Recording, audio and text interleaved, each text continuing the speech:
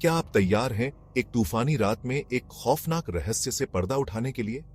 यकीन मानिए, आगे क्या हुआ आपको मालूम नहीं।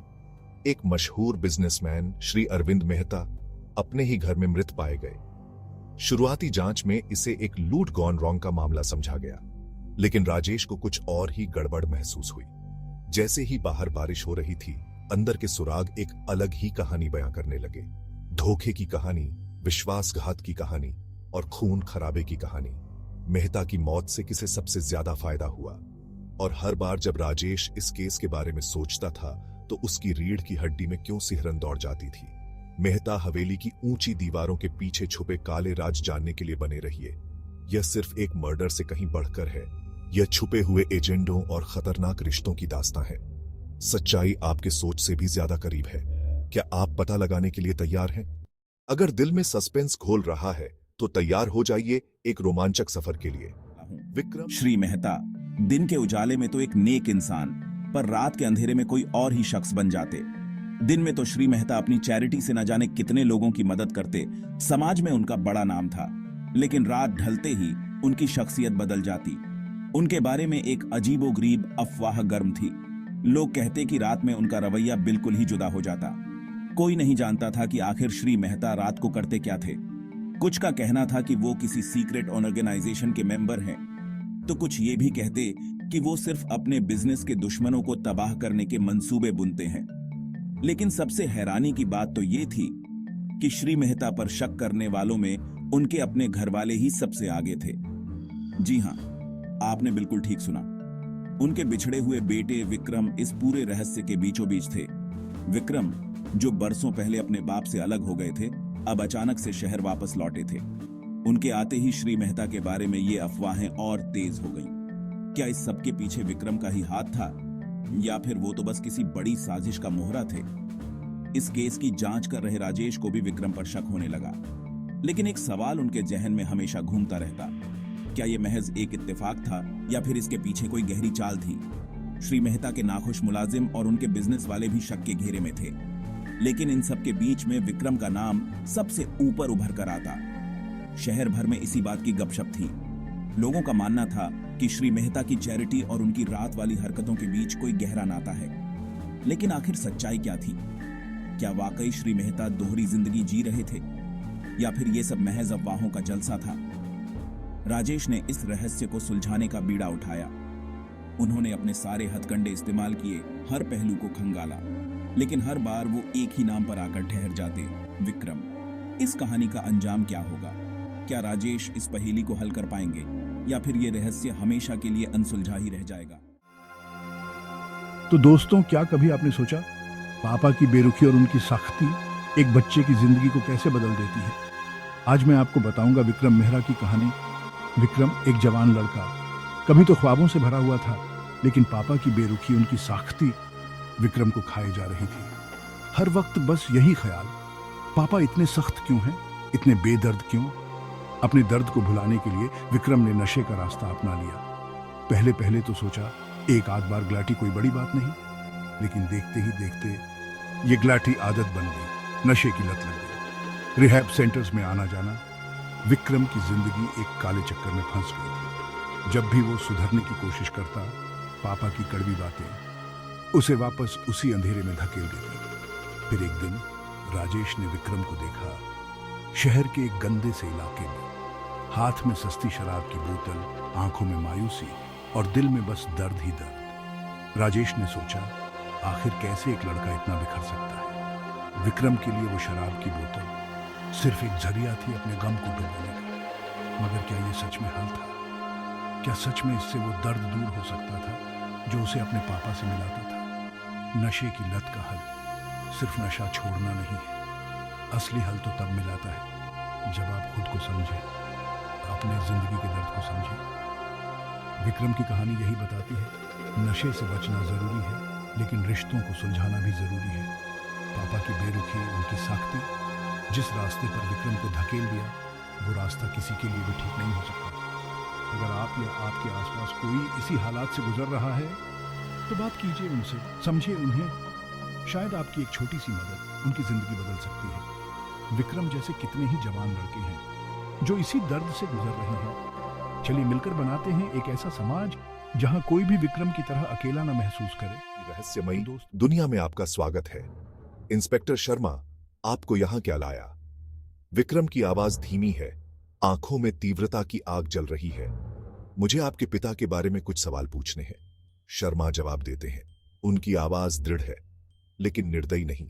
विक्रम का चेहरा कड़वाहट से भर जाता है। महान अरविंद मेहता, वो आदमी जिसने सिर्फ खुद की परवाह की। तनाव बढ़ता है जैसे पुराने जख्म फिर से उभर आते हैं। विक्रम के अतीत में कौन से राज दफन है और सच्चाई को उजागर करने के लिए इंस्पेक्टर शर्मा कितनी दूर जाएंगे? जब राजेश को विक्रम पे शक हुआ, उसे लगा जैसे वो असली कातिल तक पहुंच गया है। लेकिन जितना वो इस केस में घुसा, एक चौंकाने वाला सच निकल के सामने आया। विक्रम के पास तो उस रात का सॉलिड एलिबाई था। वो एक रिहैब सेंटर में था। जी हां, विक्रम अपनी जिंदगी सुधारने की कोशिश में लगा था। यह सुनकर राजेश के तो होश उड़ गए। इस पहेली के पीसेस कहीं से भी मैच नहीं हो रहे थे। राजेश ने सोचा, अगर विक्रम वहां नहीं था तो असली कातिल कौन हो सकता है? वो वापस क्राइम सीन पे पहुंचा। इस बार उसे हर छोटी बड़ी चीज बारीकी से देखनी थी। शायद कुछ ऐसा छूट गया हो जो पहले नहीं दिखा। क्राइम सीन पे पहुंचते ही राजेश ने देखा, दरवाजे का लॉक तो टूटा हुआ था। ये तो पहले नहीं दिखा था। उसने फट से ये बात नोट कर ली। फिर उसकी नजर कमरे के एक कोने में पड़े एक सस्पिशियस शू मार्क पे गई। ये निशान कुछ अलग था। लगता था जैसे कोई बहुत जल्दी में भागा हो। राजेश ने उस शू मार्क की फोटो खींच के फोरेंसिक टीम को भेज दी। कुछ ही घंटों में रिपोर्ट आ गई। वो निशान किसी अननोन आदमी के थे। राजेश को लगा अब भी असली कातिल ओपनली घूम रहा था। उसे जल्द से जल्द उसे पकड़ना था। उसने विक्रम के रिहैब सेंटर के स्टाफ से बात की। वहां उसे मालूम हुआ कि मर्डर वाली रात विक्रम एक काउंसलर के साथ मीटिंग में था। अब क्लियर हो गया कि विक्रम इनोसेंट था। राजेश अब एक नई डायरेक्शन में इन्वेस्टिगेशन कर रहा था। उसे लगा कहीं कातिल तो विक्रम को फंसाने की कोशिश नहीं कर रहा। उसने अपने सारे डाउट्स इकट्ठे किए और एक आखिरी चाल चलने का फैसला किया। अब देखना यह था कि क्या राजेश असली कातिल को पकड़ पाएगा। उस स्टडी रूम का मध्यम रोशनी वाला माहौल, दीवारों पर ढेरों पुरानी किताबें और एक एंटीक डेस्क। राजेश ने डेस्क खोलने की बहुत कोशिश की, लेकिन लगा कुछ गड़बड़ है। कुछ तो छुपाया गया था यहाँ। राजेश ने डेस्क को बारीकी से देखा और अचानक उसे एक सीक्रेट ड्रॉअर मिला। ड्रॉअर खोलते ही उसकी आंखें फटी रह गईं। अंदर तो एक बड़े फाइनेंशियल स्कैम के सबूत भरे पड़े थे, और इतना ही नहीं, वहां एक डायरी भी थी। उस डायरी में तो ब्लैकमेल के कई इशारे थे। कोई तो मेहता परिवार को इन राजों से फंसा रहा था। राजेश ने सबूतों को पढ़ना शुरू किया और धीरे धीरे उसे समझ आया कि ये तो किसी बड़े गेम का हिस्सा है। अब ये कौन था जो मेहता परिवार को धोखा दे रहा था, और क्यों? राजेश ने पूरी इंफॉर्मेशन इकट्ठा की और तय कर लिया कि इस साजिश को बेनकाब करके रहेगा। अब मुश्किल ये थी कि राजेश भरोसा किस पर करे। हवेली का हर कोना उसे शक की नजर से देखने लगा। रातें तो लंबी और खौफनाक हो गईं, लेकिन राजेश ने हिम्मत नहीं हारी। उन सबूतों और डायरी के जरिए राजेश ने हर कड़ी को जोड़ा और आखिरकार सच उसके सामने खड़ा था। इस साजिश में तो एक लंबा खेल और कई चेहरे शामिल थे, लेकिन सबसे बड़ा सवाल तो अब भी बाकी था, क्या राजेश इस साजिश को फोड़ पाएगा? तो दोस्तों, वीडियो को लाइक जरूर करें और चैनल सब्सक्राइब भी कर लें। अगले एपिसोड में मैं आपको बताऊंगा कि राजेश ने इस साजिश का पर्दाफाश कैसे किया। मुंबई शहर हिल गया था। एक बड़े बिजनेसमैन मेहता मृत पाए गए। इंस्पेक्टर राजेश, जो अपनी तेज समझ के लिए जाने जाते थे, को केस सौंपा गया।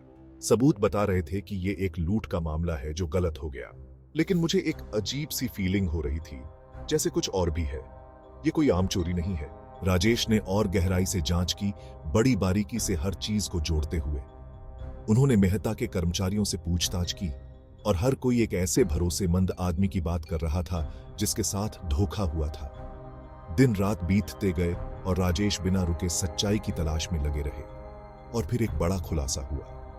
पैसों के लेन देन में कुछ गड़बड़ियां, जिन्हें बहुत चालाकी से छुपाया गया था, ने एक अजीब ही सच सामने ला खड़ा किया। भरोसेमंद, सीधा साधा दिखने वाला सेक्रेटरी अनिल कपूर दोहरी जिंदगी जी रहा था। अनिल कपूर, जो वफादारी और ईमानदारी की मिसाल लगता था, ने बहुत ही चालाकी से धोखे का जाल बुना था। उसने पैसे गबन किए, नकली कागजात बनाए और चोरी छिपे बहुत सारा पैसा जमा कर लिया। मेहता अपने इस भरोसेमंद कर्मचारी की असलियत से अनजान उसके लिए मुसीबत बन गए। डर ने अनिल को एक राक्षस बना दिया। उसने मेहता को खामोश कर दिया और इसे एक लूट का रूप दे दिया ताकि पुलिस को गुमराह कर सके। मेरी रूह कांप गई जब मुझे अनिल के धोखे की गहराई का एहसास हुआ। यह सिर्फ गबन नहीं था, यह था ठंडे खून से किया गया कत्ल। मैं कबूल करता हूं, मैंने किया ये, मैंने मेहता को मारा। नरेटर, जाल बिछाया गया। राजेश ने पुख्ता सबूतों के साथ अनिल का सामना किया। उसका बना बनाया रूप टूटा और उसके चेहरे पर छिपा डर साफ दिखने लगा। इंसाफ तो होगा, लेकिन इससे वो जिंदगी वापस नहीं आ सकती जो चली गई। मेहता की हत्या और अनिल की गिरफ्तारी की खबर ने पूरे शहर में सनसनी फैला दी। इस खबर से जूझ रहे लोगों में से एक था विक्रम, एक जवान लड़का जो अपनी ही परेशानियों से जूझ रहा था। उसने इस त्रासदी में अपनी परछाई देखी। विक्रम, जो नशे की लत में खोया हुआ था, ने अपने परिवार और दोस्तों को खुद से दूर कर दिया था। मेहता की मौत की खबर, जो अपनी दरियादिली और नेकी के लिए जाने जाते थे, ने उसके दिल को झकझोर कर रख दिया। मैं देख रहा हूं कि गलत फैसलों और रास्तों के क्या नतीजे हो सकते हैं। उसके दिल में एक वादा आकार लेने लगा, बदलने का वादा, एक ऐसे इंसान की याद में जिसे वो जानता तक नहीं था, लेकिन जिसकी कहानी उसकी जिंदगी का टर्निंग पॉइंट बन गई। वो नशे को जीतने नहीं देगा, वो अपनी मुक्ति के लिए लड़ेगा। विक्रम का सफर चुनौतियों से भरा था। नशे से छूटने के बाद की तकलीफें उसे बार बार तोड़ने की कोशिश कर रही थीं। लेकिन मेरे पिता की याद और मेरे गलत फैसलों से हुई बर्बादी ने मुझे हिम्मत दी। उसने मदद मांगी, एक सपोर्ट ग्रुप ज्वाइन किया और दूसरों के साथ अपने अनुभव बांटकर उसे राहत और ताकत मिली। ये ग्रुप उसकी ताकत बन गया। उसने संघर्ष और जीत की कहानियां सुनी और उनके हौसले से उसे उम्मीद मिली। धीरे धीरे वो ठीक होने लगा, अपने अंदर के डर का सामना करने लगा। उसे एक मकसद मिला, एक चाहत जगी कि वो उन लोगों की मदद करे जो उसी तकलीफ से गुजर रहे हैं। उसका बदलाव देखने लायक था। वो हारा हुआ निराश जवान लड़का अब नहीं था। उसकी जगह अब एक उम्मीद की किरण थी, जो दूसरों को राह दिखा रहा था, उनका साथ दे रहा था। वो इस बात का जीता जागता सबूत बन गया कि मुक्ति संभव है, फिर चाहे वक्त कितना भी बुरा क्यों ना हो। इंसाफ के पहिए धीरे धीरे ही सही, लेकिन अपनी रफ्तार से चल रहे थे। अनिल कपूर को अपने गुनाहों की सजा भुगतनी पड़ी। अदालत सच्चाई और झूठ की जंग का मैदान बन गई। राजेश ने इंसाफ पाने की अपनी कोशिश में एक मजबूत केस पेश किया, जिसमें कोई शक की गुंजाइश नहीं थी। सबूत बिल्कुल साफ थे, बारीकी से दर्ज वित्तीय रिकॉर्ड, गवाहों के बयान और अनिल का अपना कबूलनामा। जज ने सख्ती और निष्पक्षता से अपना फैसला सुनाया। दोषी अनिल कपूर को उम्र कैद की सजा सुनाई गई और उसके झूठ का जाल आखिरकार टूट गया। राजेश हालांकि फैसले से संतुष्ट थे, लेकिन वो जानते थे कि असली इंसाफ सजा से कहीं बढ़कर होता है। असली इंसाफ तो ये था कि ऐसी घटनाएं एक सबक बनकर रहें, लालच, विश्वासघात और हद से ज्यादा महत्वाकांक्षा के बुरे नतीजों की याद दिलाती रहे। अगर आपको ये कहानी इंटरेस्टिंग लगी तो नेक्स्ट एपिसोड के लिए चैनल को सब्सक्राइब जरूर करें। धन्यवाद।